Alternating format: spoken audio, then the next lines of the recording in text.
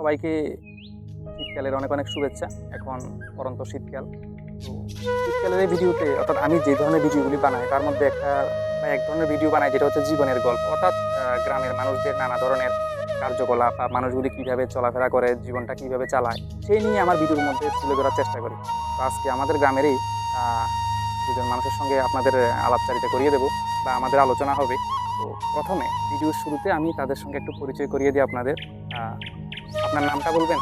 আমার নাম মিঠুন চক্রবর্তী। মিঠুন চক্রবর্তী, কেমন আছেন বলেন? বেশি ভালো নেই আমি। এভাবেই চলছে। এভাবে চলছে জীবন। পাশে যিনি বসে রয়েছেন আসলে যিনি বসে রয়েছেন আমার মা।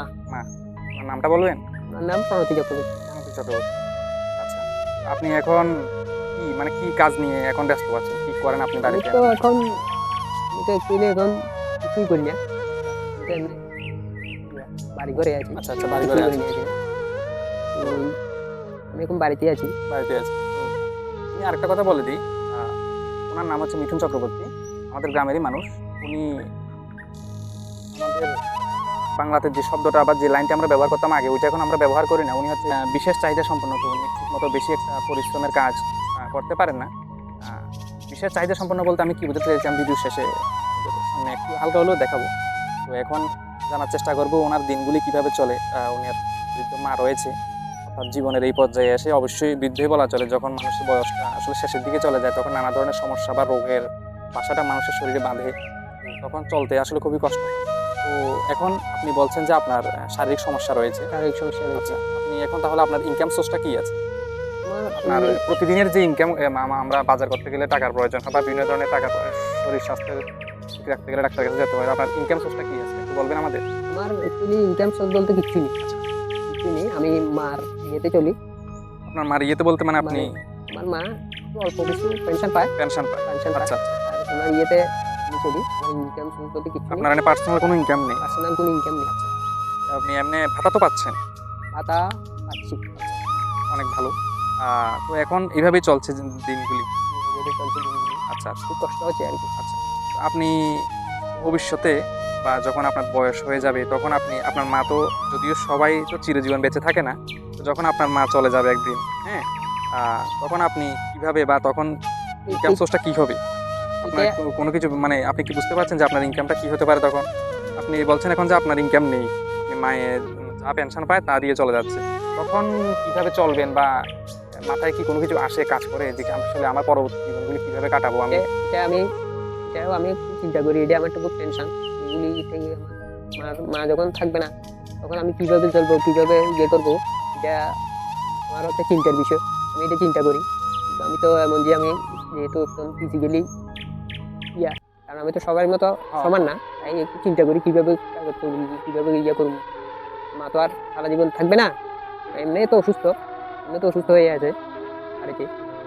আর এইটাই চিন্তা করি এখন। আমি তো এটা নিয়ে আপনি একটু চিন্তিত আছি। স্বাভাবিক। আমরা যারা নর্মাল মানুষ রয়েছে, অর্থাৎ আমরা হাঁটা চলা, খানা দানা, নাচানাচি সব কিছু যারা করতে পারি, আর তারা যারা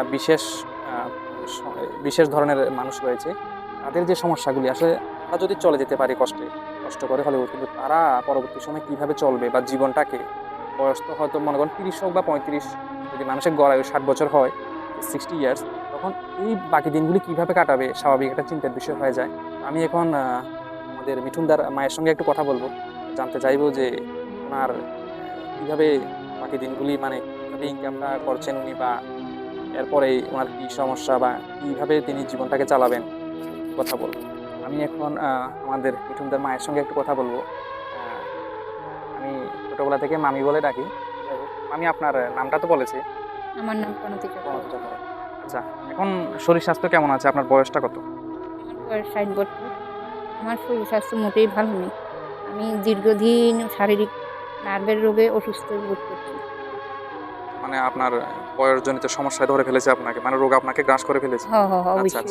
এখন যে বিষয়টা নিয়ে কথা বলতে চাই আপনার সঙ্গে, আপনার যে ছেলে রয়েছে, ওনার তো শারীরিক সমস্যা রয়েছে, এই সমস্যাটা কি জন্মের পর থেকেই হয়েছিল নাকি এর পরবর্তী সময় আপনি বুঝতে পেরেছেন? না, জন্মের পর থেকে হয় নাই। পরেও পোলিও এফেক্ট হইছে। পোলিও দেওয়ার পরে? পোলিও না দেওয়াতে হইছে। না দেওয়ার কারণে না দেওয়ার কারণে হইছে। কত বছর আগে কথা বলছেন আপনি? এটা বছর 30 এমন হইব। আচ্ছা। আমি আরেকটা কথা বলে দিই, 30 বছর আগের মানুষের যে সচেতনতা আর বর্তমানে 2025 সালের সচেতনতা কিন্তু পার্থক্য রয়েছে। এখন মানুষ ডেলিভারি করে হসপিটালে বিভিন্ন ধরনের টিকা যা রয়েছে সব কিছু কিন্তু দেয়, কিন্তু 30 বছর আগে যদি আমরা হিসাব করি তখন কিন্তু মানুষ অতটা সচেতনও ছিল না, অতটা প্রচারও ছিল না। সেই জন্য হয়তো সরি উনি টিকা দেওয়ার প্রয়োজনীয়তাটা বুঝতে পারেননি। আচ্ছা, আপনার তখন অর্থাৎ 30 থেকে প্রায় 30-35 বছর আগে পোলিও দেওয়ার বিষয়টাও ছিল, তখন কি আপনার মনে হয়নি নাকি ততটা বুঝতে পারেননি আপনার সন্তানকে পোলিও দিতে হবে?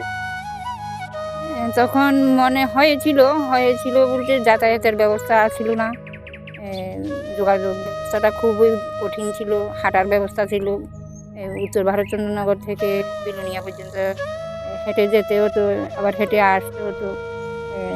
এটা আমাদের একটা তেমন গুরুত্ব দিই নাই, আচ্ছা, যার ফলে এমন এখন সমস্যাটা সমস্যাটা তৈরি এবং যে হয়েছে। সমস্যাটা মনে হয় সারা জীবন বয়ে বেড়াতে হবে, হ্যাঁ। এটা খুবই দুঃখজনক ঘটনা। তো আমার মনে হয় এখন যারা যে সমস্ত সন্তানের জন্ম হয়, আমার মনে হয় যে সমস্ত টিকা অর্থাৎ বছর ওয়াইজ রয়েছে সবগুলি টিকা গার্ডিয়ানরা অর্থাৎ অভিভাবকরা অন্তত মনে করে তাদের সন্তানকে অবশ্যই টিকাটা দেওয়া খুব দরকার। একটা কথা জিজ্ঞেস করতে চাই, এখন ত্রিপুরাতে যারা থাকে, ত্রিপুরা রাজ্যের প্রায় 100 জন মানুষের মধ্যে 95 বা তারও বেশি মানুষের রাবার গাছ অর্থাৎ ত্রিপুরার অর্থনৈতিক সম্পদ রাবার গাছ আছে, বা কারো কৃষি জমি আছে, কারো সবজি ক্ষেত আছে, বা কারো কোনো সরকারি চাকরি আছে, বিভিন্নভাবে তারা ইনকাম করে চলে যেতে পারছে। এখন আপনার সঠিক ইনকাম সোর্সটা কি আছে, বা আপনার জায়গা জমি কেমন আছে? আমার তো জায়গা জমি কিছুই নাই, বাড়ি বলতে বাড়িটা আছে, তাও অনেক কষ্ট করে থাকান লাগে। তার মধ্যে ইনকাম বলতে আমার সামান্য ফ্যামিলি পেনশন পাই, এই দিয়ে এটাই আমার ইনকাম। আমার আর কোনো ইনকাম বলতে কিছু নেই, খুব কষ্ট হয় চলতে আমার, মানে এটা ভাষা দিয়া কারোর বোঝানোর মতন আমার মানে নাই আর কি, ক্ষমতা নাই আর কি, প্রচণ্ড কষ্ট হইতে আছে চলা। আচ্ছা, আমরা জানি যে মানুষের জন্য জীবনের জন্য। তো কোনো কারণে যদি আমাদের গ্রামের মানুষই বলি না কেন, যদি কারো কোনো সমস্যা হয়, একজন যদি একজনের পাশে দাঁড়ায় বা দুঃসময়ে যদি তাদের পাশে হাতটা বাড়িয়ে দিই, তাহলে কিন্তু সেই মানুষটা যে বিপদে পড়েছে সে কিন্তু একটু হলেও বুকে সাহস পাবে এবং বেঁচে থাকার নতুন প্রেরণা পাবে। আমার মনে হয় আমার পাশে যে মানুষগুলি বসে আছে, এরকম আরও প্রচুর মানুষ রয়েছে ত্রিপুরাতে বা আমাদের পৃথিবীতে নানা ধরনের সমস্যায় জর্জরিত। কেউ না কেউ বলে না, যার কেউ নেই তার উপরওয়ালা আছে অর্থাৎ ভগবান আছে, আমরা যে নামেই ডাকি না কেন। তো আপনারা মন ভাঙবেন না, যার কেউ নেই তার ভগবান আছে, এই বিশ্বাসটা রাখুন।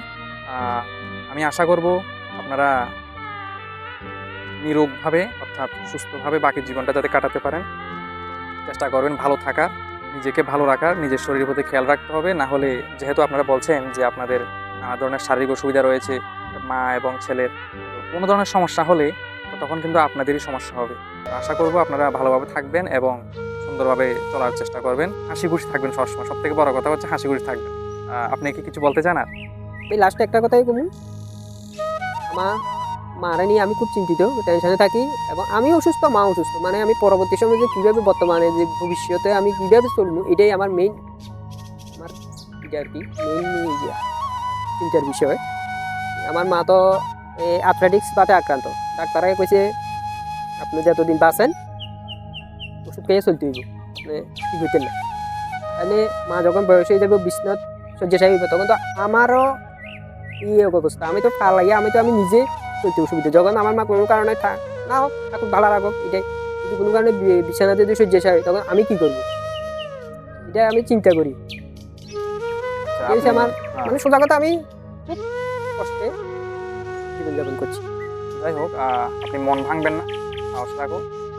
কেউ না থাকলেও মনে রাখবেন যে কেউ না কেউ আছে, কেউ না কেউ পাশে থাকবে। মনটা ভাঙবেন না, জীবনটা হচ্ছে একটা সংগ্রাম, জীবনমুখী সংগ্রাম। এই সংগ্রামের সাথে আমাদেরকে বেঁচে থাকতে হবে, নতুনভাবে বাঁচার প্রেরণা কুড়িয়ে নিতে হবে। আপনার পরিবারের মোট সদস্য সংখ্যা কয়জন আছে, অর্থাৎ আপনারা পরিবারে কে কে রয়েছেন? আমাদের পরিবারে এখন বর্তমানে আমি এবং আমার ছেলে রয়েছে। স্বামী জীবিত নেই? আমি মৃত।